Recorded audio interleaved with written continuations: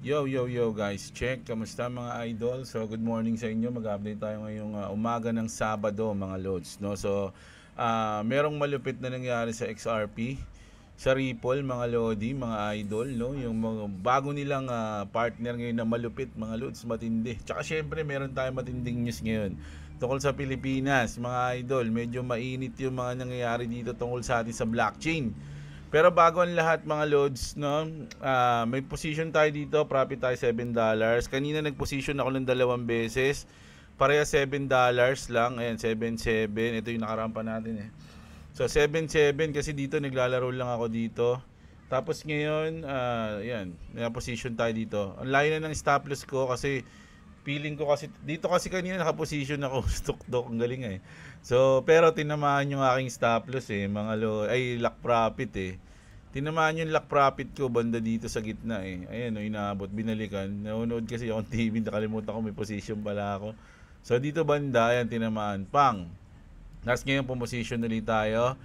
At medyo, kaya dito ko nilagay mga idol, kapag inabot tong lock profit ko na yan, ay stop loss ko na yan, talo tayo ng 23 USDT. No? Babawiin yung pinalano natin 2.7, lugi pa. Kasi dito yung hap eh. Sabi natin ito yung umpisa ng up. So ito yung hap. No, pwede pala dito na lang pala. Kasi dito masyado malayo. Oo nga, no, ba't doon? Dito pala, mali ako ng dulo. Diyan na lang. So kapag inaabot dyan, sorry. 13 lang pala. Ayan, 13 USDT. Pero sa ngayon, ayan, kanina 7. So ngayon, bilis lang, di ba? 7 yun, 3.3. Kasi ang position natin dito banda sa dulo nito eh. Dito ako position eh. Mga loads, ayan. No. No, sa history natin ng order. Ayan oh. Ito yung position ko kanina oh. Ng short. Tinamaan dito. Ito yung candle na yan. Pak, ito yan. Yun, boom. So ngayon, position ulit tayo dito, mga lodi. No? Ayan. Tanggalin natin. Madami yan. Magulo yan eh. Hindi ako nakapag-trade ng mga nakaraan. So, ayan. Ngayon, may position tayo. Tignan natin kung magpa-profit tayo ng pangalawang trade natin. So, kanina, panalo na tayo ng isa. So, ngayon, check natin kung magpa-profit to. Pero, so far, 5 USDT. Mga lods, na. So, ayan. Mag-news na tayo, mga idol. Grabe. Grabe yung news natin. Unahin na natin dito sa ating eto, matindi to. Ang daming nag-comment dito, mga idol. Kukuhanin yung opinion nyo dito ha. Pero bago ang lahat, mga lods, palike pala muna ng video natin. Mga lodi, at syempre, subscribe sa mga hindi pa nakasubscribe. At kung nakasubscribe na kayo sa akin, subscribe naman kayo kay Clovis. Mga lods, andyan yung link niya sa description natin. Mag-upload na daw siya mamaya, sabi niya. Ewan ko. Diba? So, ito, grabe to. Mga lods, no? Sabi dito, kasi nga syempre, ito nga, yung news natin, blockchain kayo lahat, magkakaroon kayo ng blockchain kayo dyan. Parang nilalako lang, no? Pero sabi dito, PH budget data must stay under Filipino control. Nako, medyo tumaas kilay ng mga nag-comment dito kanina. Not a foreign platform daw, so dapat sa Pilipinas daw. Nako, syempre, maraming isipin yung mga Pinoy. Ano? Gagano na. During the technical working group discussion on the blockchain bill, technologies and QSA strongly advocate that all budget data must remain under Philippines jurisdiction and be legally owned by Filipino people. Ayun yung sabi niya. Mga lods, no? May positive na comment, may negative na comment eh. QSA states this measure is to ensure no foreign or private entity controls or take over public information and to avoid locking the government into costly, premature, or vendor department solution. Ayun yung sinabi, mga loads, no? So, syempre, basta tayo ng comment. Kasi syempre, may mga opinion yung mga Pinoy eh. Yung mga magko-comment naman dito, syempre, kahit pa paano may alam sila sa crypto. Kaya nga sila nag-like sa Bitpinas eh. Kasi baka yung iba dito, trader din, o kumbaga, investor din. Sabi dito, that's not how blockchain work. It's not stored on any single location in the computer. So, may mga, ayaw nila gawing open source kasi di nila madodoktor. Crocs on the move, sabi dito. Mga idol, grabe, mainit. Blockchain is an open ledger na kahit sino pwede tumingin ng data, kaya nga transparent. If nasa chain na ang data, immutable, plus transparent, and anyone can see it. Siguro, best dito is IP based on internet provider based, baka umubra. Pero yung legitimacy ng data is pwede na questionin, sabi niya, no? So, sabi dito, mukhang hindi ata alam ang blockchain, no? Ayan, may mga bida na, mga lodi. Mag-invite kayo ng expert sa blockchain, wag kuda ng kuda. O, ayan, mga lodi. Sabi, hala, ano pinagsasabi nito? Kailan naging foreign platform ang blockchain? Sino nagturo dito? Kausapin ko lang. O, ayan, ha. Nako, maraming mainit mga lodi. Pero meron akong interesting dito kasi si ChatGPT sumagot eh. So, basahin natin to, ha. Mga lods, kasi mamaya, husgahan nyo agad si Madam. Pero tama naman pala siya. 'Di ba? So titingnan natin ano sabi ni ChatGPT. Si Zik Chavez yung nag-comment dito. Sabi niya, hindi kasi ganun gumagana ang blockchain. Sa blockchain, lahat ng tao may kopya ng ledger bawat transaction. Automatic na nag-update sa record ng lahat. Walang iisang tao o grupo na may control sa data. At hindi mo basta pwedeng baguhin ito nang hindi napapansin ng iba. Kaya ito tinawag na transparent at trustworthy. Ngayon, sabi niya ganun, kung gagamitin natin ang blockchain para subaybayan ang Philippine National Budget, mahalagang maintindihan kung bakit kailangan pa rin natin ng data center dito mismo sa bansa. Which is para sa akin, tama yun mga lodi, no? Na meron tayong data center dito sa mismong Philippines. Oo, decentralized ang blockchain, pero yung mga computer o nodes na nagsisave at nagbabalidate ng records, kailangan pa rin may physical location. Kung lahat ng servers ay nasa ibang bansa o pag-aari ng private developer, may risk pa rin. Oh, 'di ba? Hindi sa pag-manipulate ng blockchain mismo, kundi sa access at control. Paano kung biglang magka-problema sa connection, maapektuhan ng batas ng ibang bansa? O kaya gusto ng developer na limitahan kung sino ang makakita ng data. Kahit transparent ang system, pwede pa rin tayong mawalan ng access sa sarili nating information. Kaya mahalaga na magkaroon ng data centers dito sa Pinas. Ibig sabihin nito, ang records kung saan napupunta ang bawat piso mananatiling sakop ng Philippine jurisdiction. Patuloy pa rin tatakbo ang system kahit may problema na global internet o may pressure mula sa labas. O, di ba? Ang galing. Walang sino man, kahit ang developer, ang makakapag-hostage ng budget ng bansa. Sa madaling sabi, ang blockchain ang nagbibigay ng transparency pero ang local data center ang nagbibigay ng sovereignty. Sovereignty pala. Global and technology. Pero dapat local ang accountability. O, di ba? Naintindihan nyo na ngayon, mga lodi. O, di ba? Kasi marami agad umaway kay Madam. No? Siyempre si Madam, di naman biglang papasok kayo dyan, magbibida-bida dyan, di ba? So, syempre, medyo may gilas din yan siguro sa crypto. Kaya nga sabi nito ni Raymond, no, si Ann ay may napatunayan na at matagal na sa crypto. Yung iba akala mo expert agad. Andyan siya to help din. Kung meron na ibang malalakas na bansa na nasa blockchain, ang government transaction nila, di pwede din pag-aralan, gayahin. O, ayun mga lodi. marami kasi agad ng trash talk eh. Ganyan, parang ayaw na mo doktor, mga ganyan-ganyan, no? So, syempre, opinion nyo yan mga lodi. Hindi naman natin masisisi yung mga bigla na lang nagagalit kasi syempre nasa Pilipinas kay alam mo na naman buhay yung mga tao dito eh. Pero kahit papano, sana magtiwala pa rin tayo sa iba nating mga kababayan, di ba? Pero hindi natin masisisi to sila June kasi ano yan eh, talagang maski ako yung agad naisip ko eh.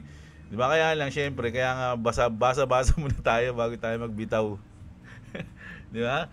So wag tayong padalis-dalis ng kayo mga lodi, anong masasabi niyo dito? Payag ba kayo no na ayaw niya kasi na foreign platform? Dito kasi pag sinabing foreign platform, parang naisip ko foreign ba yung sa paano masasabing foreign yung blockchain? Parang ganoon eh. So hindi ko sure mga lodi, no? Pero mukhang maganda yung suggestion ni Madam, mga idol, no? So ikabubuti naman ng ating yan eh, ng Pilipinas, di naman para sa kanya siguro yan, di ba? So ayan, huwag kayo masyado mainit mga lodi, kayo naman, no? Masyado nyo agad inaaway si Madam si Madam Ann Cusha eh. Oh, di ba? So, ayan, ano masabi nyo dyan mga Lodi? Comment nyo na lang sa ano natin, sa video natin. Cold or warm? Cold na lang, cold. Tapos punta dito, no? So, ayan. Eto mga Lodi, Crypto.com. Sino ba may Kronos sa inyo? Ako, meron akong konting Kronos eh.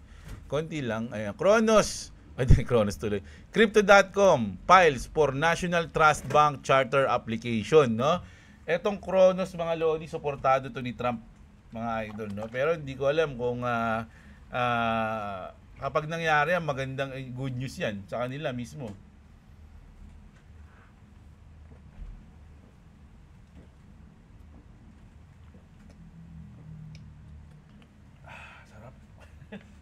Sarap ng water.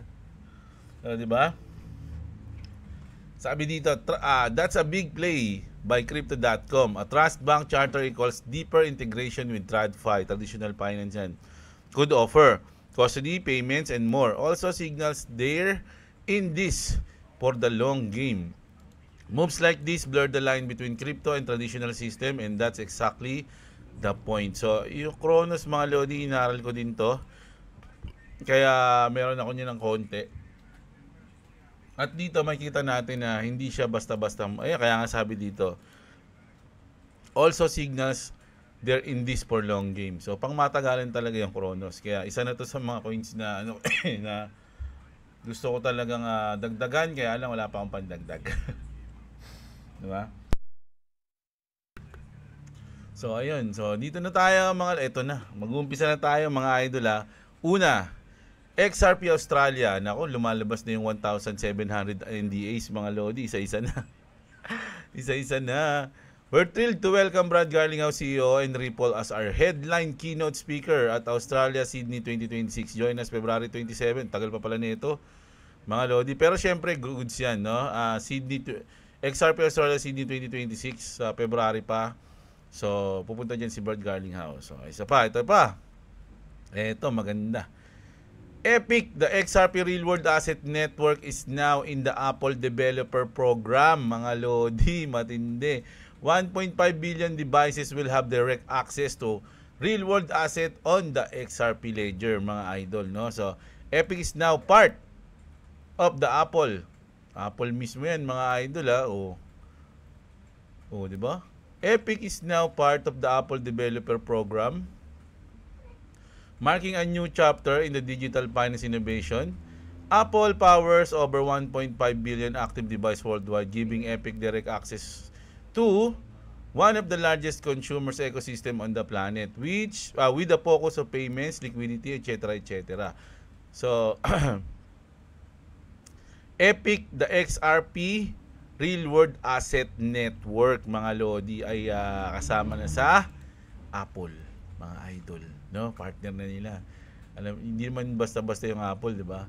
Pero hindi yan yung pinakamalupit na news natin. Ito ang pinakamalupit na news, mga Lodi. Ripple introducing Ripple Prime. Nako, Ripple Prime, mga Lods, no?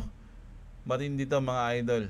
We're pleased to share that our acquisitions on Hidden Road is officially complete, making Ripple the first crypto company to own and operate a global multi-asset prime broker, bringing the promise of digital assets to institutional customers at scale. So, nirepost to ni Brad Garlinghouse.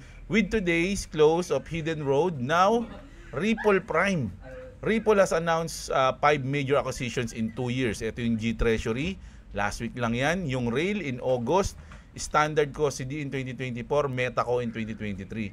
As we continue to build solutions towards enabling an internet of value, I'm reminding you all that XRP sits at the center of everything Ripple does. Lock in. Sinong hindi magiging bullish dyan, mga idol? Ni-remind niya pa tayo, no, na lahat ng XRP ay nakaupo sa sentro ng lahat ng ginagawa ng Ripple. Mga Lodi, lock in. Sobrang tindi nito, mga Lodi.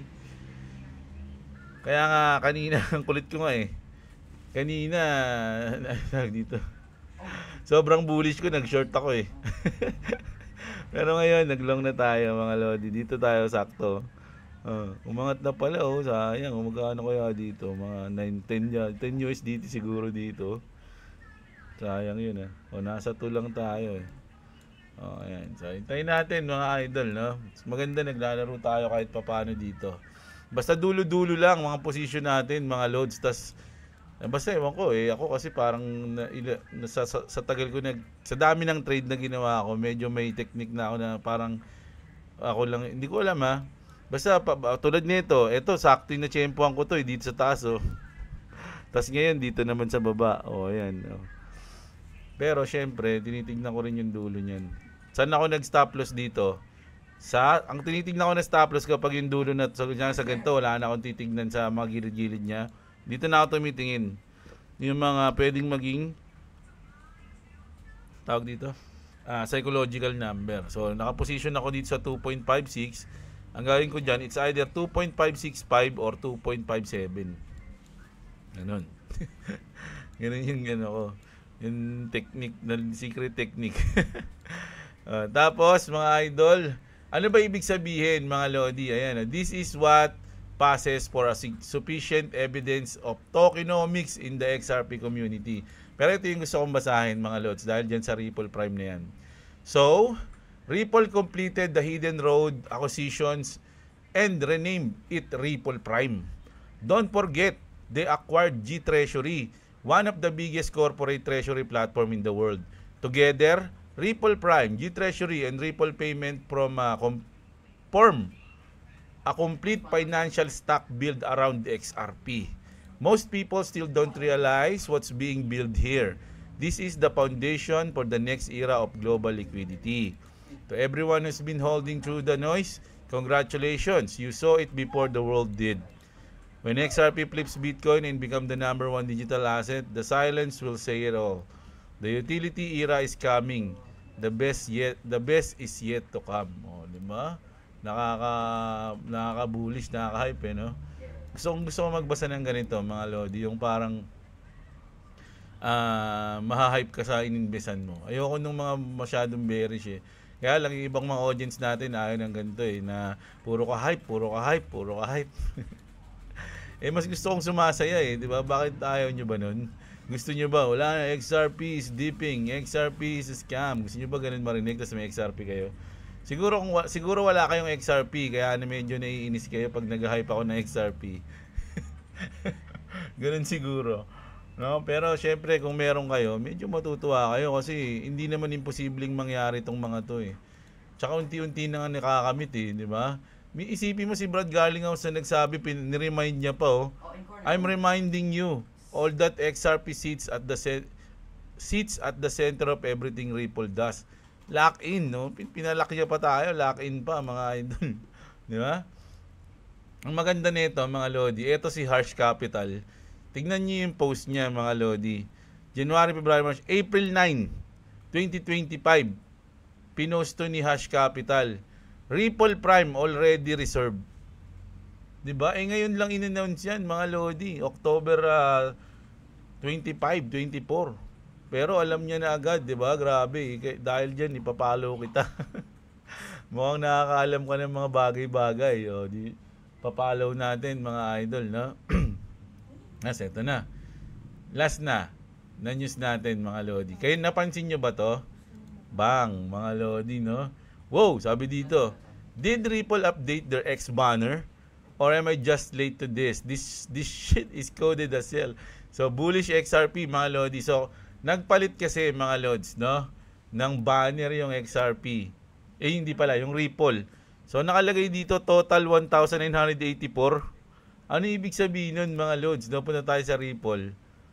Ayan, mga Lodi, Ayun yung nila, bagong banner. Anong ibig sabihin yan, mga idol, no? Check nga natin. 1984. Oo nga, no? 1984? Ano ibig sabihin nun? Ngayon, sa bagay, ngayon ko lang din napansin tong banner na to XRP to the moon.